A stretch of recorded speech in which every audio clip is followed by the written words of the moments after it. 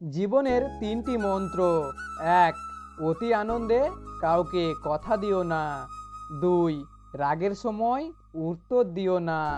তিন, দুঃখের সময় নির্ণয় করো না। যখন কারো সাথে প্রতিদিন কথা বলার অভ্যাস হয়ে যায়, তখন ঝগড়া করলেও ভালো লাগে। তবু একটা দিন কথা না বললে খুব কষ্ট হয়। কঠিন হলেও এটাই সত্যি। যখন মানুষের দরকার পড়ে, তখন অচেনা কাউকে বন্ধু বানিয়ে নেয়। আর যখন প্রয়োজন শেষ হয়ে যায়, অনেক দিনের পুরনো বন্ধুকেও হারিয়ে ফেলে। একটি সম্পর্ক চলাকালীন নয়, সম্পর্ক ভাঙার পর বোঝা যায় কে কার কতটা আপন ছিল।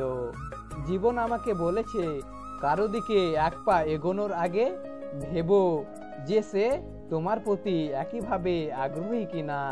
কেননা আপেক্ষিক প্রত্যাশা মানসিকভাবে তোমাকে ধ্বংস করে দিতে পারে।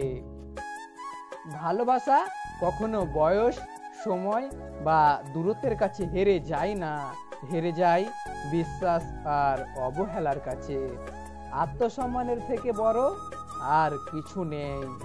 কেউ তোমাকে একবারের জন্যও ছোট করলে তাকে চিনে রেখো এবং তার থেকে দূরে থেকো, কারণ প্রশ্রয় পেলে সে একই কাজ বারবার করবে।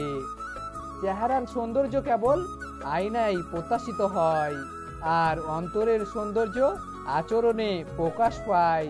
কিসের এত অহংকার, যাকে ঠকিয়ে তুমি হাসছো, কাল অন্যের কাছে ঠকে তুমি নিজেই কাঁদবে। অপেক্ষা শুধু সময়ের, দেরিতে হলেও নিজের পায়ে দাঁড়াও, কারণ মানুষ সবার শেষে তোমার যোগ্যতাই দেখবে।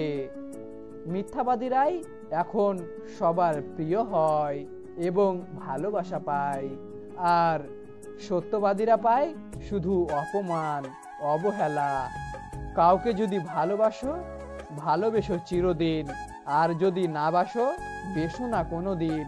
অবুঝ মন নিয়ে খেলা খেলো না, নিষ্পাপ হৃদয়ে ব্যথা দিও না। কষ্ট পেয়েও যারা প্রতিবাদ না করে চুপচাপ থাকে, এটা তাদের দুর্বলতা নয়, এটা তাদের মা বাবার দেওয়া ভালো শিক্ষার পরিচয়। যারা বলে আমার বাবার সম্মানের জন্য আমার প্রিয় মানুষটাকে আমি ছেড়েছি, তাদেরকে আমি এটুকুই বলতে চাই, নিজে কারো অভ্যাস হয়ে দাঁড়ানোর আগেই নিজের বাবার সম্মানের কথাটা ভেবো। কোনো মায়ের প্রাণের সন্তানকে পাগল করে দেওয়ার পর নয়।